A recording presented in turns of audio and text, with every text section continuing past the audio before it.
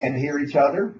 And we're live online as well as on by speakerphone, and a few of you using both. And so welcome to the March webinar.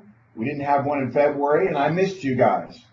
And so we'll talk about when we're holding the next one, which is early in April because of conflicts. We'll cover that at the end. But welcome, and this is a subject that I think is extraordinarily important. We are going to cover in a more condensed and focused fashion some things we've actually covered on some previous webinars, because I've had aspects of each of the elements I will cover here as it relates to profitability in your business. One of the things that I understood early, and Cindy did too, and we worked on it together as a couple, was that we could run our business in a sloppy way or an effective way. We could come to understand by being serious students of the business what it takes to maximize our earnings for the work that we were doing. You know, for years I have watched some people, they look about the same, their hair's about the same color, they're about the same height and weight, they drive similar kinds of cars, you know, their homes are similar. They both get up early and come to work and stay late and go out in the field, and one makes $500,000 a year and the other one makes $100,000. You know, and so with those examples in front of me, and when I was first exposed to it as a puzzling thing, I wanted to come to understand how that happened. So I made sure that I was the $500,000 guy, not the $100,000 guy. You know, then the $1 million guy, not the $500,000 guy, and then the $2 million, et cetera, et cetera. But maximizing profitability is something as a businessman or a businesswoman you need to pay attention to.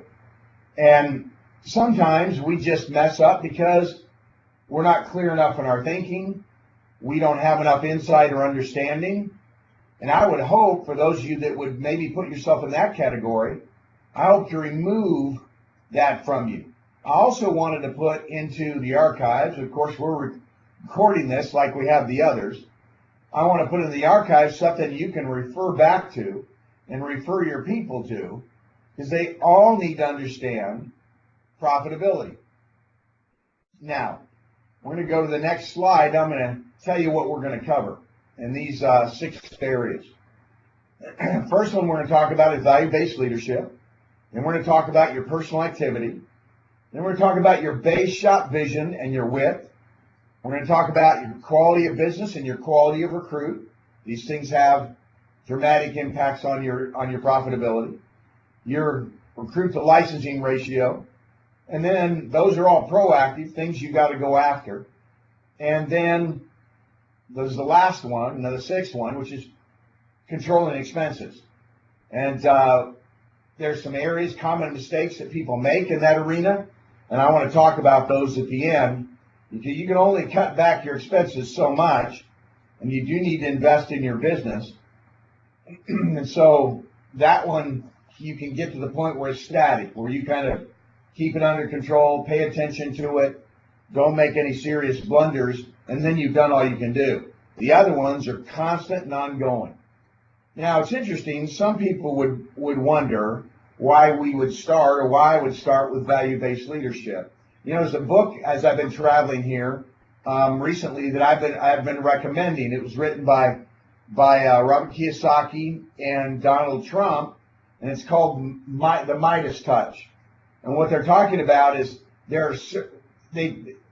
some couple of things I really like about that book. One is it clearly explains the difference between a employee mentality and a true entrepreneurial mentality. And that's something we've got to help. Either you've got to get good at, you've got to get good at the former and get rid of the latter. Well, actually, whichever I said first, get rid of the employee one and embrace the entrepreneurial one, because that's what you're trying to be here. And most of us have been trained to be employees. More than 9 out of 10 people in the United States are employees. And so it's a new world for them, and a new habit pattern, different methods, different way of thinking and approach. And so the book is real good for that. But one of the things it talks about when it says the Midas touch is there's lots of different kinds of entrepreneurs, but only a certain relatively small percentage have the Midas touch. In other words, what they touch in business turns to gold. And it's interesting, they compare the Midas touch to a hand having 5 fingers, 5 digits. I have 4 fingers and a thumb. And the first one is strength of character. And they emphasize that, 1, you need that to build quality relationships. 2, you need it to have emotional stability. And so that's why I start with value-based leadership. Because if you don't have that squared away, you're going to mess up everything else that's on this list. One way or another, sooner or later, you'll screw it up, and you'll screw it up bad. And it will be your undoing, and you'll have worked hard and done all this stuff, and it'll keep unraveling. You know, it's kind of like trying to climb a rope that's on fire. You know, it just keeps burning up behind you, and you go faster and faster, it keeps burning up, you know, and it's not an exciting thing.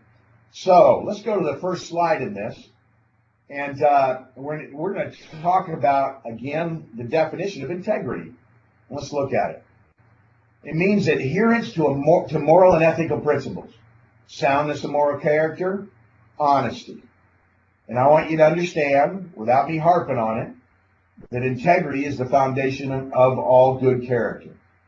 You know, and if you sit now listening to this, rolling your eyes, wondering why this is important, one, maybe you're wonderfully integrity-based and you've heard this before, so you don't want to hear it again. Well, you understand I'm probably not talking to you. I'm talking to people who do need to hear this. And if you're rolling your eyes because you don't think it's important, you're screwed up. Just so you know. And somebody ought to stick a sign on your back that says, beware, I am screwed up. And so whichever category you're in, rolling your eyes would not be a good idea. Because I want you, if you're squared away in this area, I never want you to tire of teaching this, emphasizing this. We're in a world that is deteriorating in this arena, and we've got to fight back and push back within our families and, of course, within our businesses. Let's go to the next one. Now let's talk about being trustworthy. That's an adjective. Integrity is a noun. So this is, if you have integrity, this adjective will apply to you. Deserving of trust or confidence. You'd be dependable. You'd be reliable. Things we all would aspire to be, and things others want to see in us. Our spouses, our children, our friends, and of course our teammates. And so here's the statement about this, the absolute. Trust is the foundation of all quality personal relationships. We stumble here, we destroy our relationships.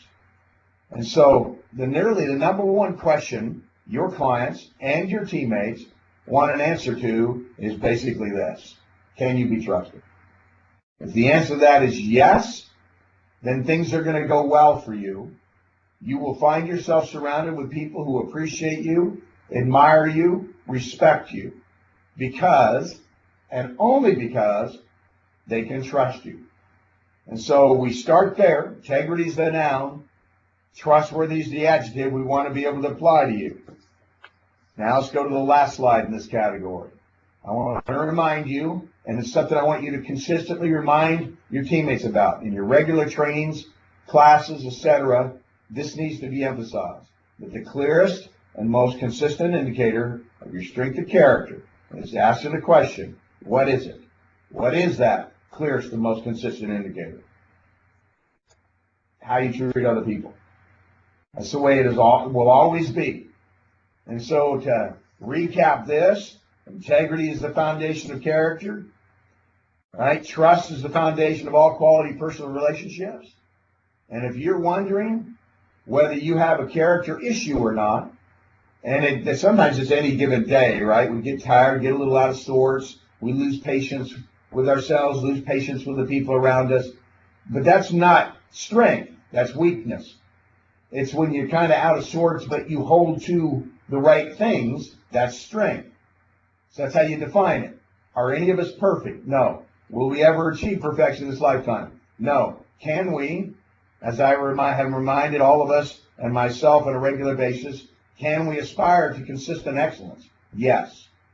Right? So if you're finding yourself talking down to people, and you can feel that. I was talking to an event here a couple of weeks ago, and I just started to feel I was starting to talk down to the audience and starting to preach at them, and I stopped myself, kind of apologized and said I wasn't comfortable with the tone and the direction of where I was headed. I want to catch myself when I do that, because that's not the right way to treat them, and because they don't deserve it, and I'm not better than they are. And so I'm teaching principles, but I don't want to be on a high horse, if you understand what that means.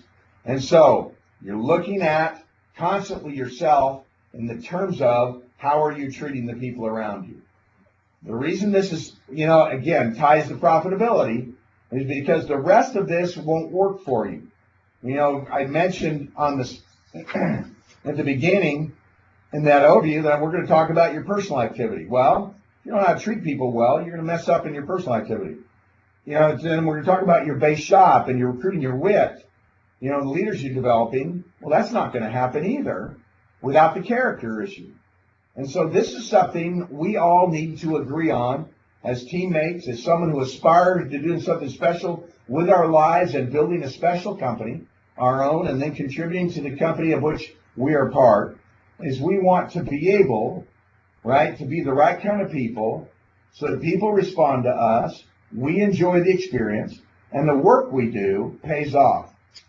And it's funny, sometimes I'll teach this and teach this and teach this, and I'll have people sitting in a room looking around wondering who I'm talking about. That is a risky state of mind. If you're in that state of mind right now, wondering who I'm talking about, I'm probably talking about you. And it's fascinating to me. Of course, I've been a bonehead a bunch of times, so I'm not holier than thou on this one. I wrestle this every day of my life, but but you continue to elevate your game.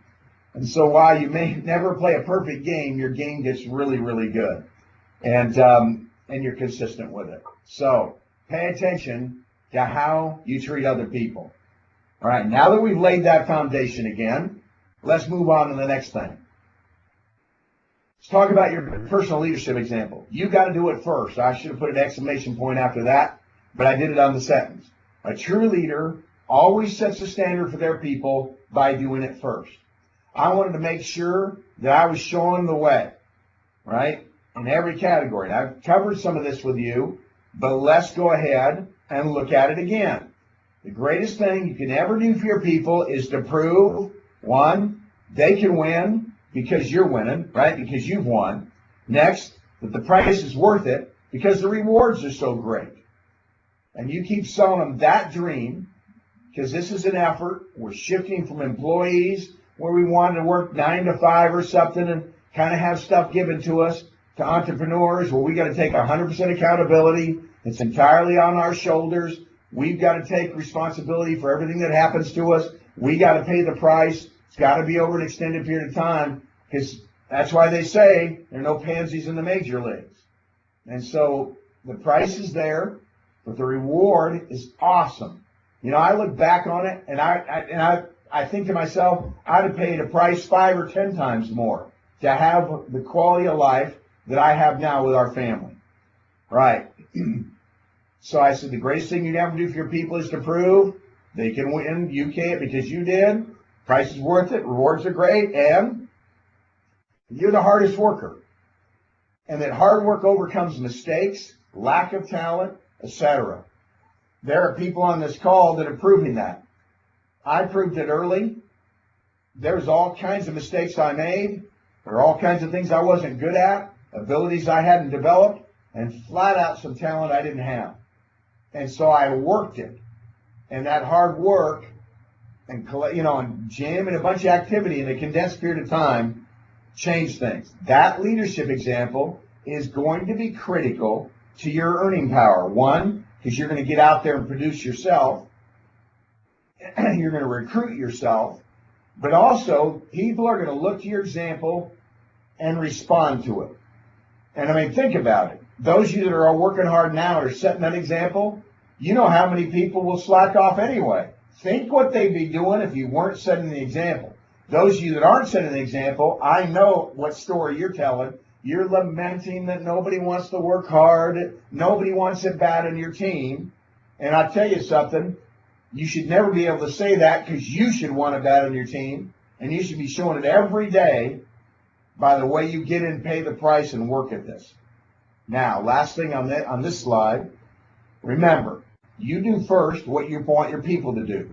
If you recruit, your people will recruit. If you make money, your people are going to make money. If you're positive, your people will be positive. Will they be always positive, super positive? Will everyone?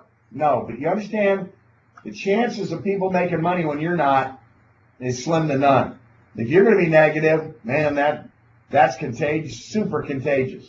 And so you've got to stay on top of your game in your personal activity. All right, and let's keep going. Let's go to the next slide. Now coming back to the leadership example and doing it first. I'm talking about personal recruiting, personal width. You know, or should have heard the phrase by now, that width equals profitability. Now, it's not the only factor, but it's a huge factor.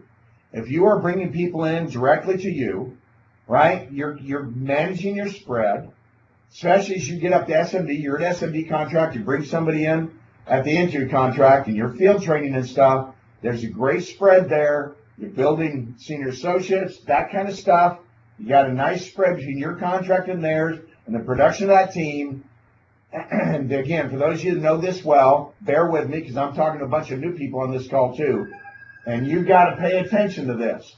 There's no way around it. You've got to pay attention to this. And so personal recruiting, personal width. Here's the challenge I'm going to extend to you. You've got to make time every day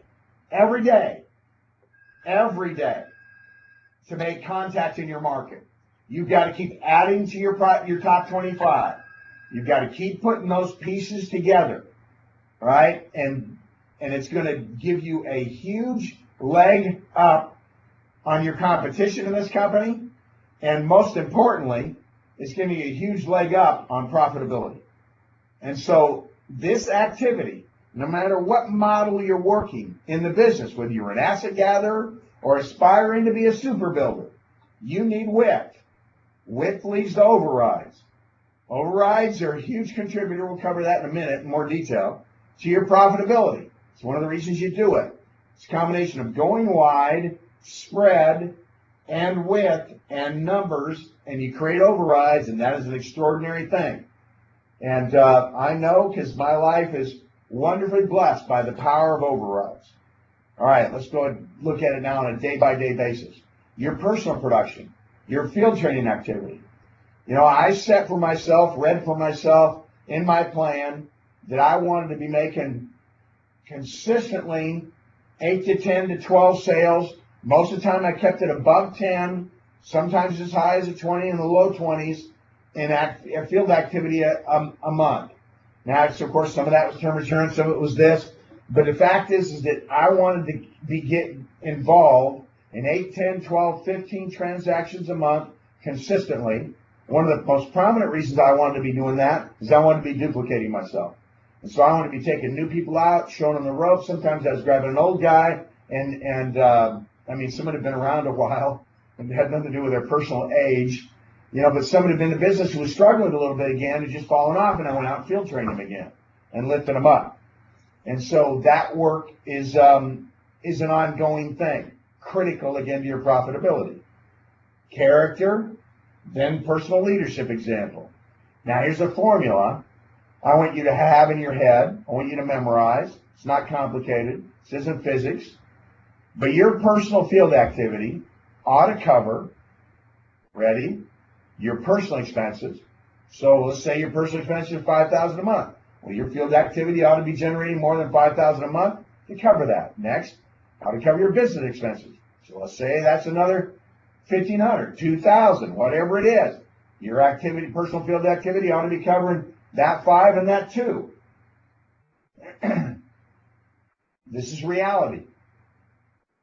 and I manage my expenses, and I'll talk about that specifically at the end, in such a way, and I worked very hard on my field activity, so I kept my expenses down, my field activity high, and I paid with my field activity, my personal expenses, my business expenses, and a minimum savings goal. Now I stood up in front of the team, and I didn't need you. So let's say you're all in my base shop, and I'm talking to you in a room.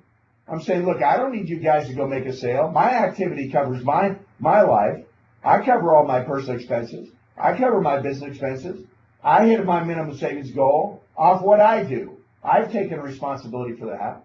So don't think I'm up here trying to jack you up just so you go out and make a couple more sales so I can pay the rent. That's not the situation. I will never need you for that. Right? Understand the moral authority and the strength that gives you talking to your people. They feel it. They respect the example. Your players will start trying to copy it. And that will, of course, make you great income too, because you override those folks. But I did it not for that reason. That was a perk.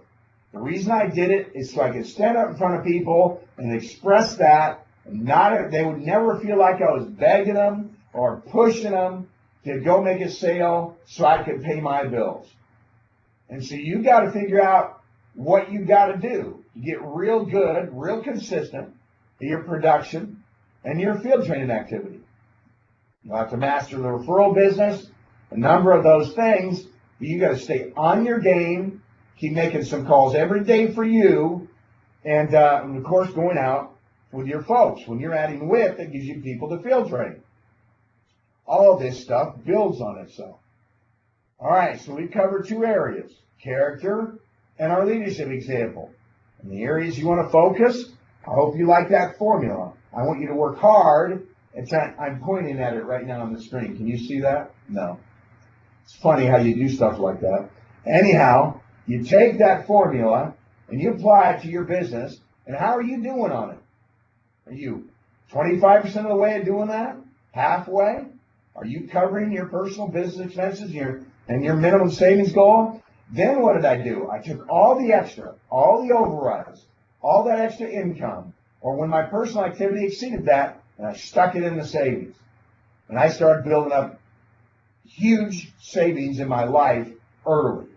And that, of course, changed my body language in a positive way some more and gave me more moral authority when I was talking to the team. You know, I want to love you. I don't want to need you. I want to lift you up, right? I don't want to have to come to you with my hat in hand like I'm a beggar with a sign and a cup, right? I make my own way. You need to make your own way. Then you deliver the message, not in a prideful way, but in terms of actually being relaxed, appreciating it, and appreciating your people more. All right, enough on that. We're shifting gears. The base shop power. That should look familiar. I covered this like in January. And so, but I'm coming back to it for profitability. Because I just think a bunch of you are just not clear enough on how to make a lot of money in this business. And it bothers me because you want it, and I think a bunch of you are willing to work, but you got to be working at the right stuff. And sometimes I think we don't make it clear enough. That's why we're here. So the base shop, that's the team you build underneath you, all right, that aren't SMDs yet, is a source of power in your business, income early in your business.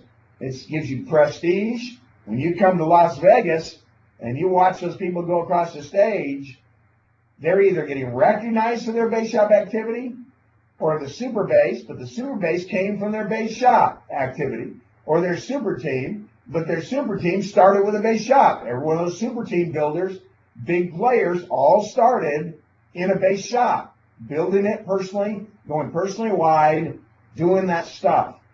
And so that's why big base shop builders have a lot of prestige in this company. Because those of us who understand the game understand where those people are headed. Of course, you're going to get a lot of recognition for it, and it's where you build your leadership, right? So the indicators that this is so is one, 70% of the compensation of our system is paid to the base shop and within it.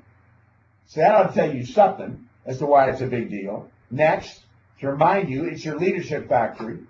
You know, can you imagine how hilarious it would be if you were sitting alone with your husband or wife and you're gray and a little bit bent over and you go, I wish we had grandkids. And it'd be great if we had grandkids. And then all of a sudden one of you looks at the other and goes, well, wait a minute. We forgot to have kids. That explains it. We keep wondering why our grandkids don't call. It's because we didn't have children. It's hard to have one without the other. I tell you what, if you're looking around wondering why you aren't building leadership, then I'd take a look at what's going on in your base shop. And you need to get pregnant in the right way, in the business way. And pregnant with promise, pregnant with leaders coming up. And that's, remember, the first piece of that is character. The second piece of it is your personal example. Next, base shop's the key to the big time. And bottom line, no other area is as critical to your long-range success as building that base shop, because that's where it all happens. And so you got to stay on top of the game. So let's focus now on our source of income within the base. Okay, the base is your source of income until you build a strong SMD team. And so your personal activity, and then the people you field train, their activity and the overrides they generate will be your source of income. And so that's the deal. And simultaneously, you continue to do business, renewals will build up, you'll put assets under management. If you do some of that, that residual income will build up, but it's still the game, right? It's in your base and in your own activity. Now, I want to give you another rule of thumb. It's not a formula, but it's a rule of thumb. You should never count on overrides in your business until you consistently cash flow at least $25,000 a month. Then I think you can depend on it. I've seen people start to make some overrides, a few thousand a month, in addition to personal activity. And man, they start acting like they got the lottery, you know, and they don't have to pay the price anymore. They just get a little bit of income that they're not having to personally generate, and then they start putting their feet up on their desk, start acting like a manager instead of being a leader. And that's crazy. And you'll find out, those of you who've tried it, how quickly it'll go backwards from the moment you start settling into that attitude. And so you don't count on those overrides. Let them be gravy. You use that formula I covered, earlier, and about having your own activity and the field training cover your personal and business expenses, your minimum savings goal, and let overrides be gravy. Build up a reserve. Keep working with the team. Keep field training. Keep going wide. Keep developing your leaders.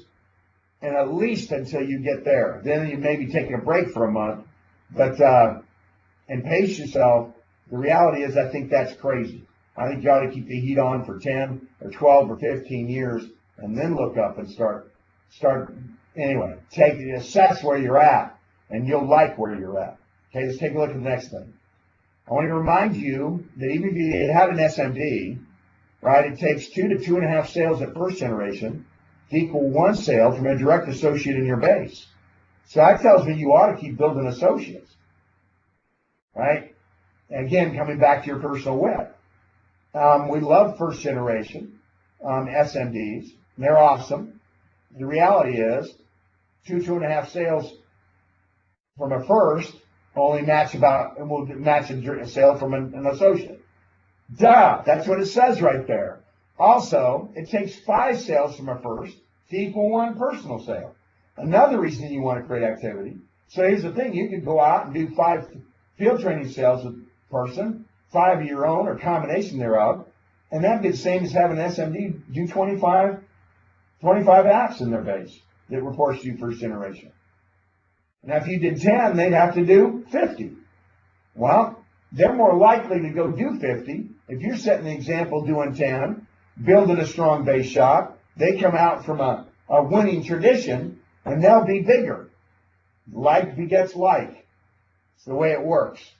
And I want you to stay zeroed in on this. And the last one on this slide is you cannot rely on your income from your SMDs until you have 7 to 10 strong first-generation leaders.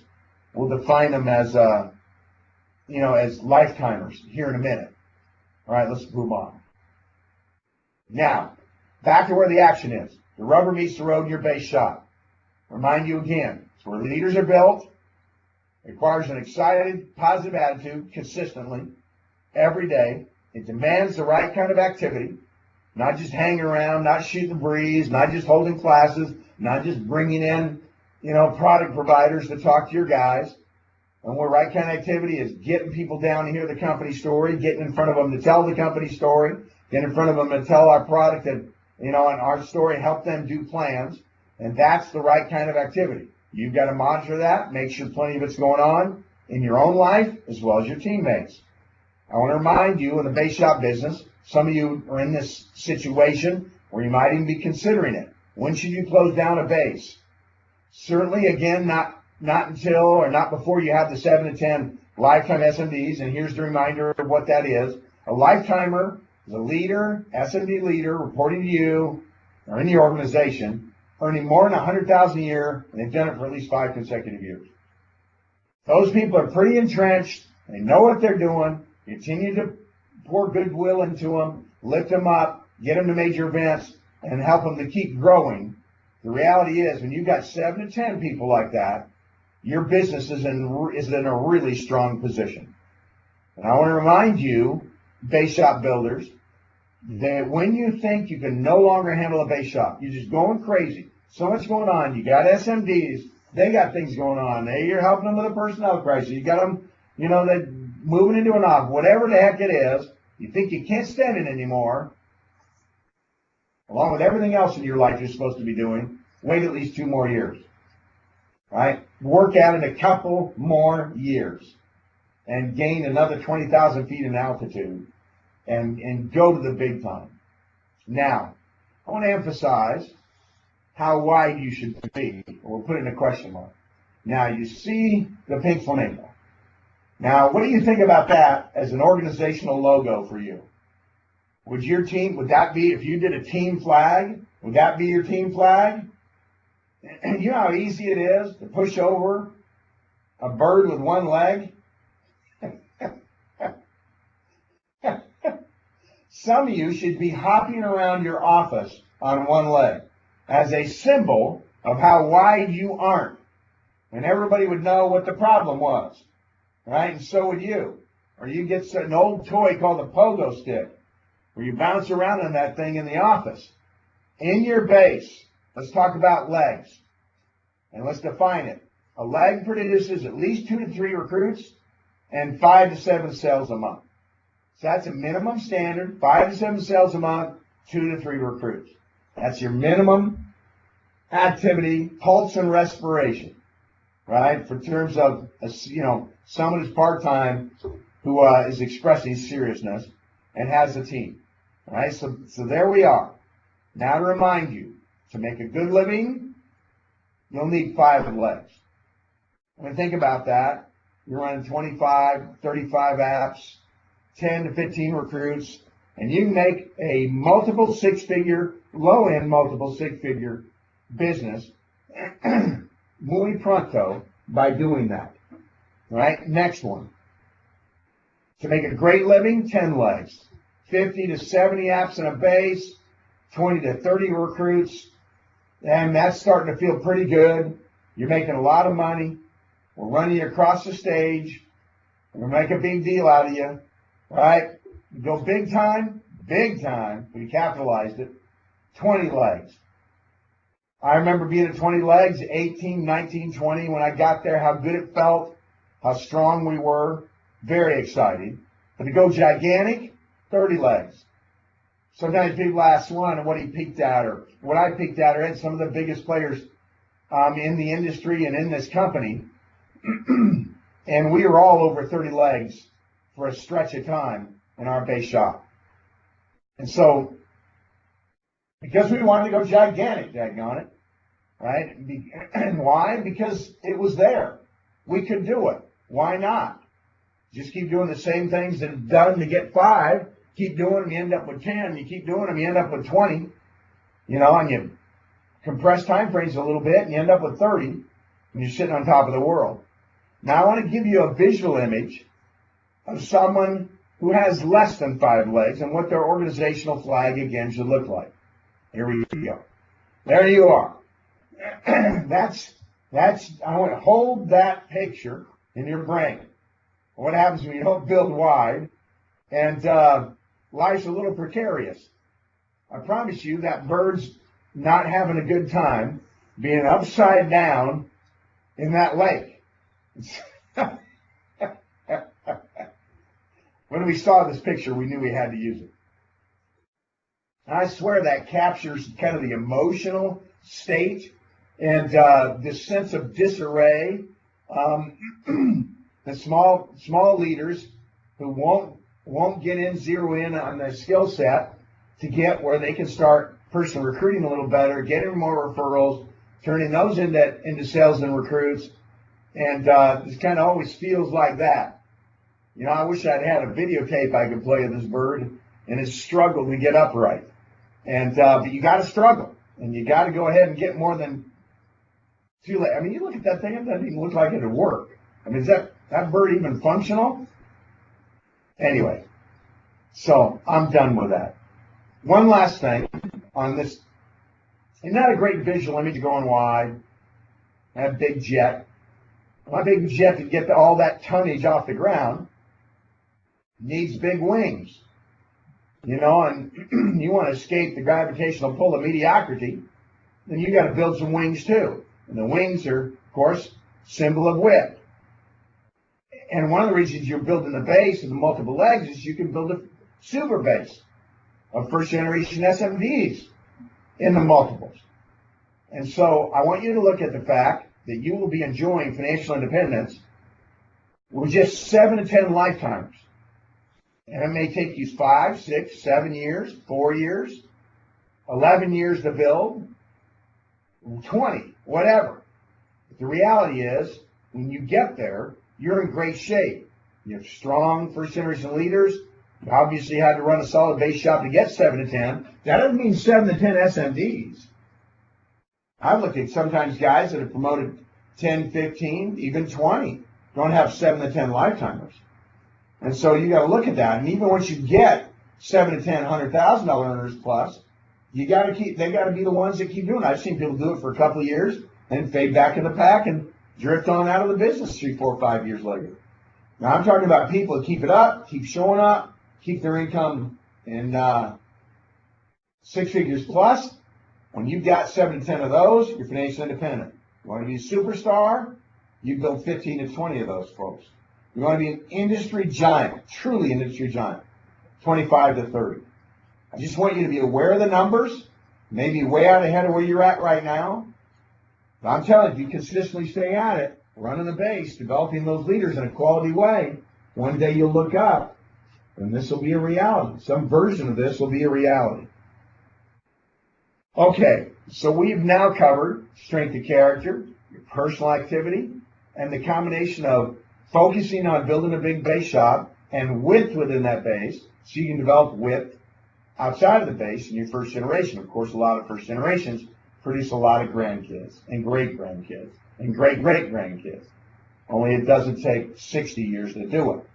It can be done in a handful of years, and you're sitting on top of the world. All right, we're going to kind of delve into the business stuff and the business operational stuff. I want to talk to you now a few minutes about how to build a great block of business, right, and minimize your chargebacks. Now, isn't that a nice stack? Now, it wouldn't be safe, but what if FedEx or UPS delivered that to your office once a week? You know, that was symbolic of one of your checks. That'd be kind of fun. And that's, of course, a good time to use automatic deposit. But you find out who you could trust real quick with that hanging around in your lobby. But the reality is, in order to build a great block of business that is like that cash stacked up, I mean, I have this wonderful amount of income, and I know many others in the company who do, that comes in consistently off the stuff we've done in the past, the business we built, and overrides, money under management, all that stuff. It's like that. We get that once a week, twice a week. It's exciting stuff. Now, how do you get there? Now, one of the things you got to be is a good business person, and you got to know what you're doing and building a great block of business. Because you got a bunch of chargebacks, that pile starts dwindling away. It looks like what the Joker did to the money in whatever that one was. It was the Batman movie anyway, where he just threw gas on it and threw a match on it. And you might as well pour gas on that and throw a match if you don't get these things that I'm going to list right. Because you will work, start to build it, get advances, and then pay them back. No thank you. I remember the first chargeback I got was a few months into my business, and I hated it. And I've had a lifelong problem with chargebacks ever since. Don't like them. Want to understand what I could do, everything I could do to avoid them. Want to teach our people everything that they can do to avoid them, which is the same stuff. First thing, have a dedicated consumer attitude. Consumers first. That's why we exist. That's the big deal.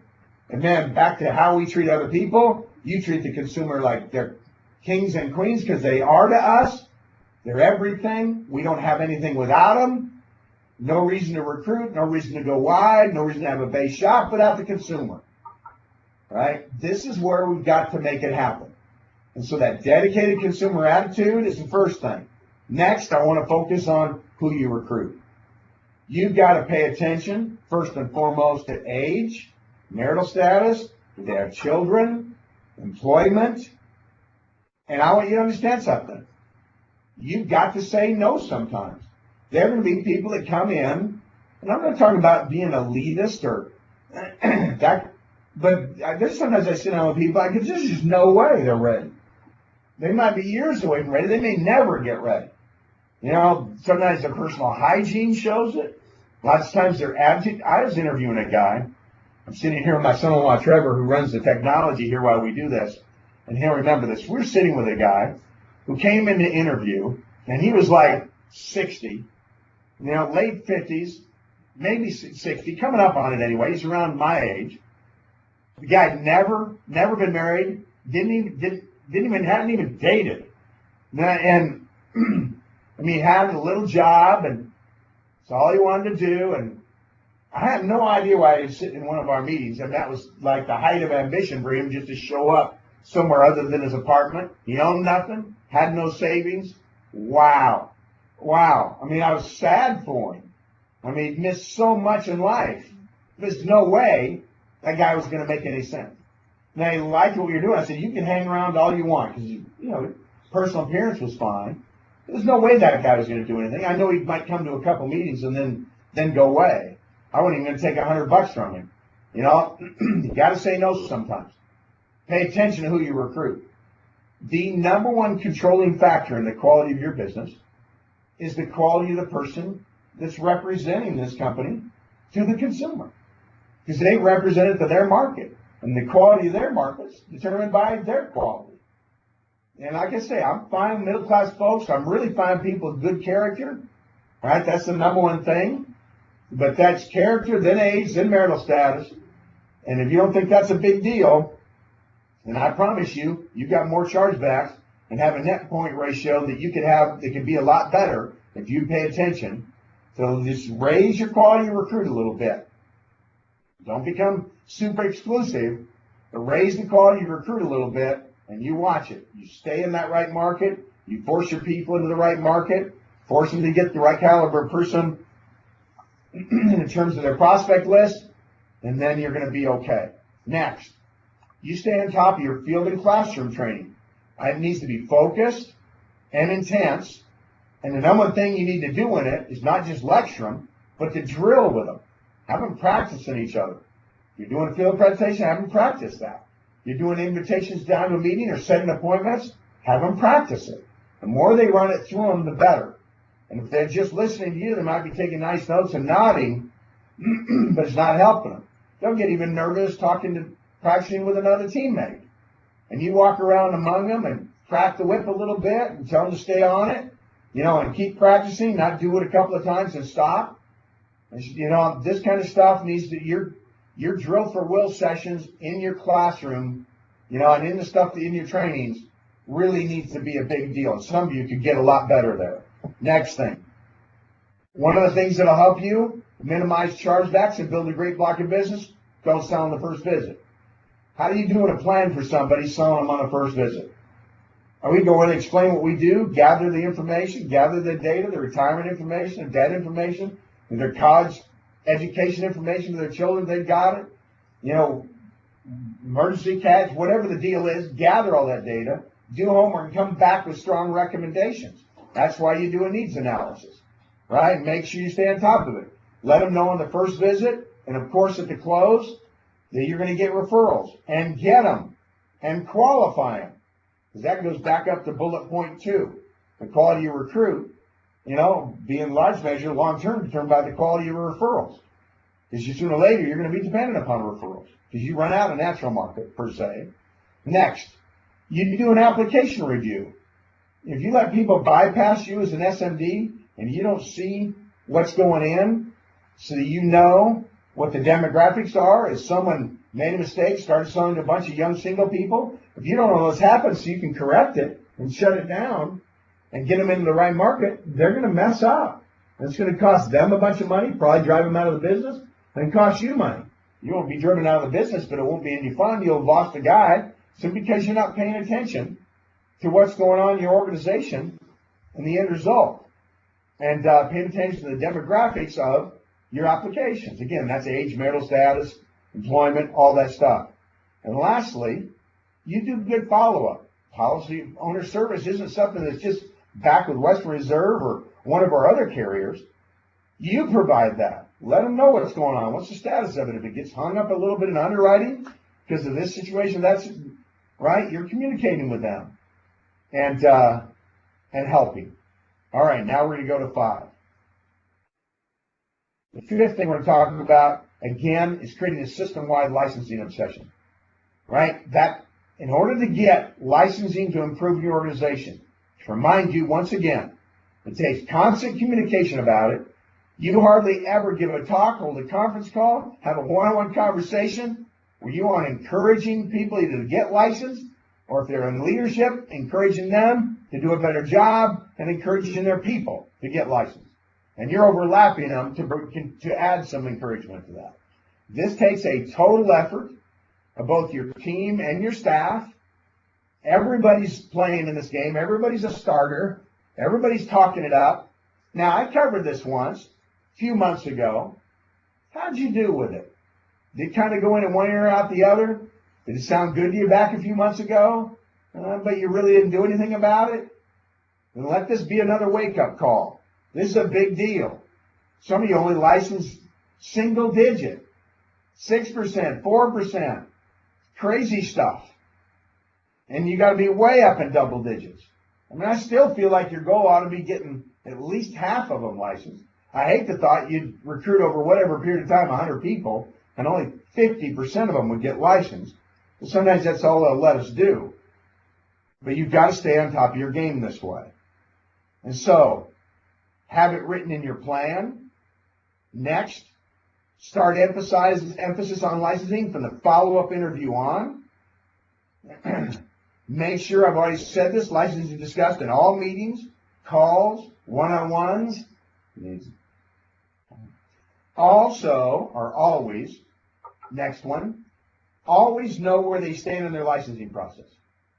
Keep encouraging them on their hours. If you have a state, like most of us do, that have pre-licensed hours, keep encouraging them in that. That's their toughest stretch. Test isn't tough. It's getting through the hours sometimes. And so I want you to recognize people, right? Both the licensee and the leadership who encourage them to get licensed. And I want you to remind you to measure all your teams by the number of licensed reps. Look at that word opportunity down at the bottom and that red arrow climbing above it. That arrow never goes and rises up above it if you don't improve your licensing. This thing isn't an opportunity unless somebody gets licensed. I mean, how much money are we going to pay somebody who didn't get licensed? Nothing. You know, that's the deal. So this dream is not alive without a license. And that's why you've got to have a system-wide licensing obsession. All right. Now let's go into the home stretch here. That's Judge Judy. I'll refer back to her in a second. But I'm talking about controlling expenses now. One of the biggest mistakes I see made in this business is people fall into a mindset. They start making a little bit of money, maybe more than they ever have. All of a sudden, they're making $1,000, $2,000, $3,000 above their expenses. You know, I mean, it doesn't sound like much to me now, but I remember that it was phenomenal when it started happening to me. Now, what if I'd mistaken the beginning of my business and its success for the end? Where I said, man, I've made it. We're kicking butt. This is awesome. I'm going to get euphoric. And I want you to picture Judge Judy. She will tell you, if you're a dummy, straight up, almost faster than anybody else on television, right? And we had one picture of her with her hand to her head and an L sign, you know, when she was telling somebody they were a loser. And there's nobody on this call that's a loser, so we weren't going to use that one. But the reality is, I'll bring that back in a second way here in a second. You've got to manage your personal expenses and your lifestyle, right? You've got to keep that under control. Why? Because you've got to control expenses. You've got to control your personal expenses, and you've got to manage your business expenses. These are things that when they spin out of control, they will destroy your profitability and destroy you in the business. So what happens when you destroy your profitability? And so you've done all the other things right that we talk about, right? Your character's good, and you created personal activity, and you got a base, you've gone wide a little bit, and now you're paying attention to your quality of business, you're running a good business operation, you're getting some good recruits, you're licensing a pretty good percentage, and then you blow up your life by not controlling your personal expenses and your business expenses. Man, that's like 20 yards from the finish line, you break your dang leg, you know, and fall off a cliff or something. You know, I mean, it's just crazy to not pay attention to this. By the way, even as you prosper, you got to pay attention to this. What if you're making $50,000 more than you know, in a month than you ever thought you would above your expenses? Keep saving.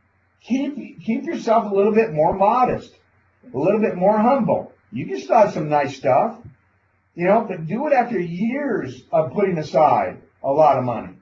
Win. Become financially independent. I'll talk more about that on our next webinar. We manage both those areas. Now let's talk about some specifics when it comes to business expenses. Some of the things where I see people mess up. One, they mess up in leases.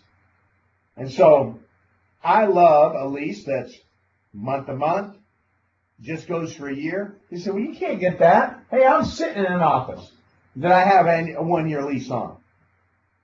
And it's up in August. And then I'll reassess. I have a good relationship with the landlord. I communicate with them. It looks like I'm going to stay. They know that. But I'll tell you what, the longest lease I've ever signed was 3 years. You don't overcommit. I know some of you signed 7-year leases. I've had personal conversations with some of you. And I tell you what, that can get ugly. It's ugly for the person who signs it or the people who sign it. It's ugly for the people who are under the pressure, you know, at the wrong end of the gun from the guy who's overcommitted and is trying to hold everything together so you can help him pay that daggone big lease payment. And so keep it under control. Keep your space under control. You know, and you understand it's not your goal to make your landlord rich. You're trying to get rich, not make your landlord rich. And so I always try to figure out what's the minimum. I'm looking at my office right now and I'm going, I wonder if I could do with less space and still have all that we're having going on here. Still make the money I'm making, but actually pay less for it. You know, and I'm assessing that at my income. That's because I've built it into a habit. So keep your leases short. Don't think you can't get them, because you can. Takes a little more talking. Sometimes takes a little more negotiation. But especially in this day and age, with practically every building you ever pass having a lease sign up in front of it, and it's a good time to do it. If you do a 3-year lease, get a whole bunch of free rent. You know, and by the way, to remind you, if they gave you 6 months free rent, you're usually signing a 3.5-year lease. First 6 months are free, then you pay for 3. So don't think it's 2.5. Pay attention to that stuff. I learned that one by, well, what's this? And anyway, stay on top of it that way. Know what's going on. Next one. When you're growing and you can't stand it anymore, people are crawling all over themselves. It looks like an ant nest when you stir it with a stick. Then wait 90 more days. And make sure that your momentum is for real, that your explosion is for real. It's not just a little flash in the pan. All right. And I just want to warn you, don't get too much space and don't try and get it to be too nice. I was looking at some space with Trevor and I remember we looked at some space that was nicer. And I said, it's too nice. We don't need to pay for this. We kept looking, and we got a deal. And then that person actually had owned that space and introduced us to a landlord. Now we developed a relationship with that person before we moved here. I talked to him over a period of a year, and then when it came time to move, we walked right in his office and worked out a great deal right on the spot. Only took a few minutes. Right? I manage expenses. You need to manage expenses. Be cautious, and this is where you'll need Judge Judy. You go out, you sign a lease, a whole bunch of people on the team say, we'll pay, I'll put in $1,500, I'll put in $1,000, I'm good for $500 a month, I want an office. And then like 3 months later, you can't find them. I mean, they like they evaporated. You're trying to go, that was real, right? They actually did say they were going to help. I just never have wanted to depend. It comes back to that principle. Any of our guys didn't need them paying their rent for me to pay the lease. So I kept our offices smaller, kept them tighter, and so that my income could cover it without hardship. And so that as they paid, it was gravy. And when they ran the hard times and they couldn't pay right that, sometimes I let it go for a little bit, and then call them in and say, I'll forgive it if you start paying now. And lots of times that would work. But I could only work that by running it lean and mean. Otherwise, I turned into a landlord. I turned into a bill chaser, a bill collector. And I didn't want to be feeling like I needed to go break down the front door of their house and cuff them and until they paid up. And so I didn't want to get into that kind of mindset with my teammates. So you be very cautious of the team's commitment to pay, because my personal experience in watching thousands, not hundreds, thousands of others, is that most of the time that commitment isn't worth much. And some very special people, it meant a lot. But a lot of people, the first time they start struggling financially, the first thing they'll stop paying is any office rent. So you got to keep that under control. Everybody who's been in that situation knows exactly what I'm talking about, and you're nodding right now. Some of you have been looking at some people in the room. Stop that. Okay, the next one is be careful with equipment leases, purchases, all that stuff. I keep it again real tight. I look for used stuff. Someone's closing an office, eBay, things of that nature. Where I kept it, I bought one phone system, kicked myself for the next year and a half until I threw it away because it was obsolete. And then I turned around and used the phone company system, which does everything. Of course, now the technologies of that are ridiculously good. Be careful not to hire too many people. If SMDs share an office and no one of them can afford an assistant, you need one, but combine on it. Everybody paying their fair share. Put it in writing. All right, but I want you to understand a principle that is another absolute. Other people will try and spend your money. Your team's going to try to spend your money. We need nicer chairs.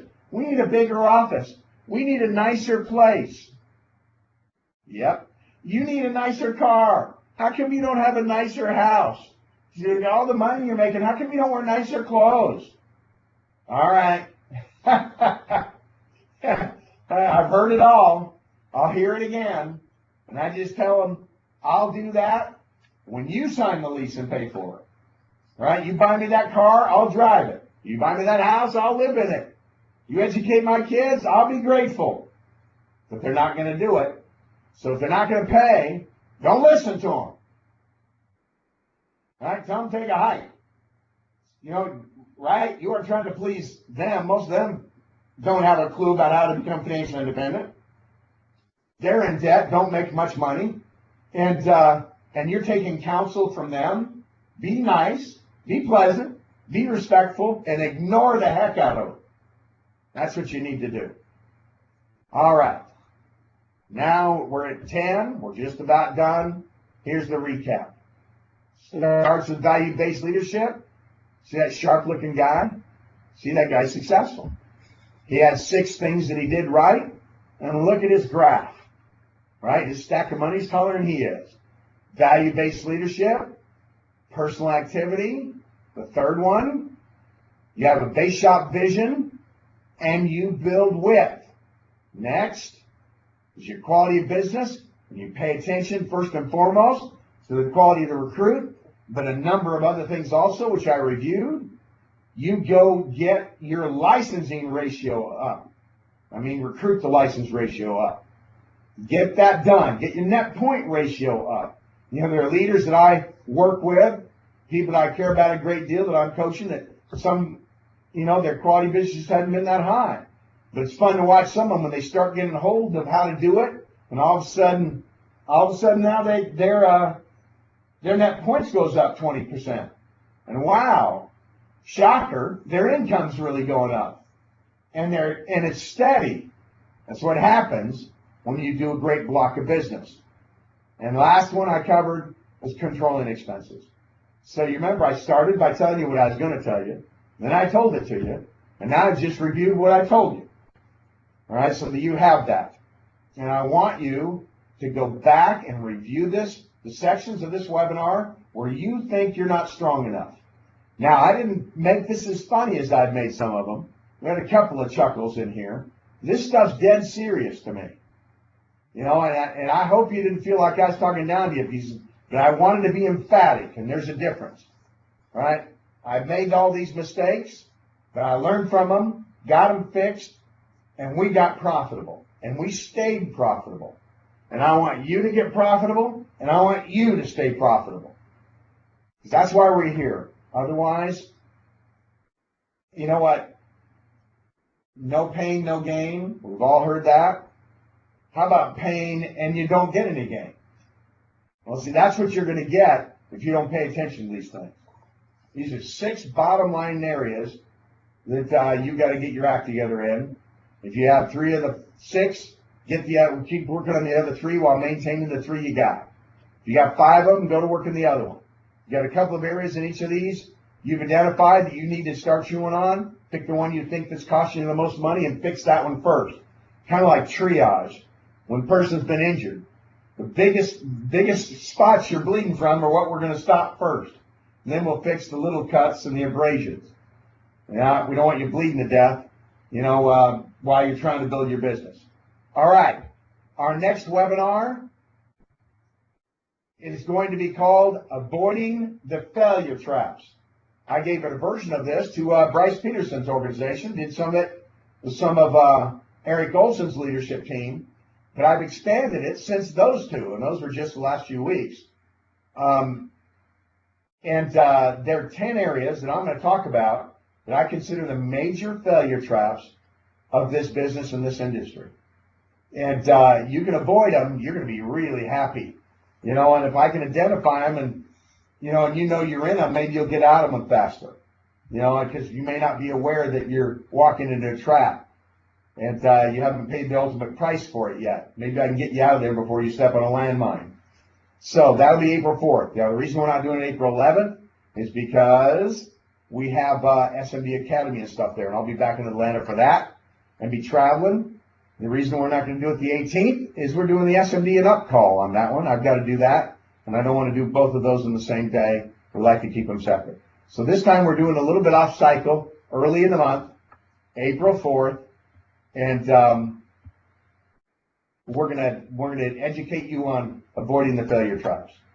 All right, 9 a.m. Pacific, obviously noon Eastern, and you figure it out from there. And let's see, hand me my phone. Just so you know, if I love this app on my phone. if it were 9 o'clock Pacific time, it would be 1 a.m. in Tokyo. So if you're in Tokyo, you got to get up at 1 a.m. to hear this webinar, and it'll be worth it. By the way, it's 1 a.m. the next day, obviously. So I appreciate it. I'm glad, again, to have this opportunity to go through these things with you. I really do think they can help. I hope you do too. Again, identify those things you need to work on. Pick the worst one first and get on it. All right? Who's your friend? I am. And a lot of you I won't see until the convention, but I'm sure excited to see you there. If these things are doing you some good, they really are helping, when you see me at the convention, will you come up and tell me, maybe not when I'm talking on the stage, but when you see me walking around, if this is helping you, let me know. If it's screwed up your life, you can tell me that too. Maybe we'll cancel them. Okay, so whichever it is, and I would like the feedback so I can get better if I need to, and or if there's a particular area you'd love to hear covered, then I'm up for that too. All right, love and appreciate you. I'm going to get back to work here. We got people coming in to see me. I'm excited to sell them a dream. Thanks. Bye.